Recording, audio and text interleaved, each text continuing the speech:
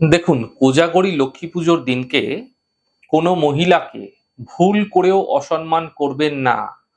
যদি আপনার কোনো কারণে কোনো মহিলার চোখের জল পড়ছে, তাহলে আপনার অর্থনৈতিক ক্ষেত্রে এর খারাপ প্রভাব পড়তে অবশ্যই আপনারা দেখতে পাবেন।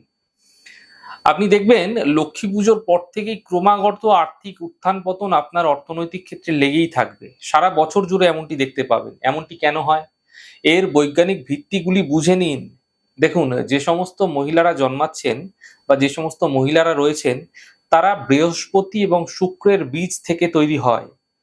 তো বৃহস্পতি হচ্ছে অর্থের কারক আর শুক্র হচ্ছে বৈভবের কারক।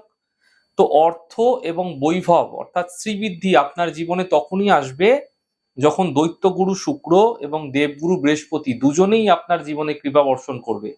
তাই একজন মহিলার উপর যখন এই দুটি গ্রহের প্রভাব অত্যন্ত বেশি থাকে, তাই ভুলেও বিশেষত পূর্ণিমা তিথিযুক্ত দিনে এবং কোজাগরী লক্ষ্মী পুজোর দিনকে কোনো মহিলার সঙ্গে খারাপ ব্যবহার করবেন না। নচেৎ দ্রুত দেখতে পাবেন এই দুটি গ্রহের অশুভ প্রভাব তো আপনার জীবনে পড়বেই, এবং চন্দ্র অর্থাৎ মন দুর্বল হতেও দেখা যাবে। চন্দ্র কি করে? লিকুইড মানিকে কন্ট্রোল করে। তো চন্দ্র খারাপ হলে অর্থনৈতিক উত্থান পতন বেড়ে যায়, দ্রুত ঘটে।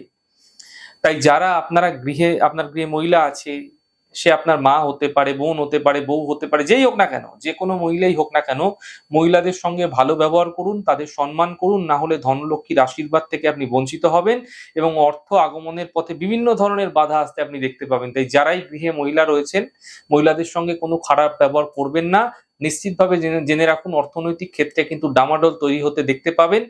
তাই খারাপ ব্যবহার করা থেকে বিরত থাকুন। তাই বিশেষ করে কোজাগরী লক্ষ্মী পুজোর দিন মহিলাদের সঙ্গে কোনো খারাপ ব্যবহার করা যাবে না।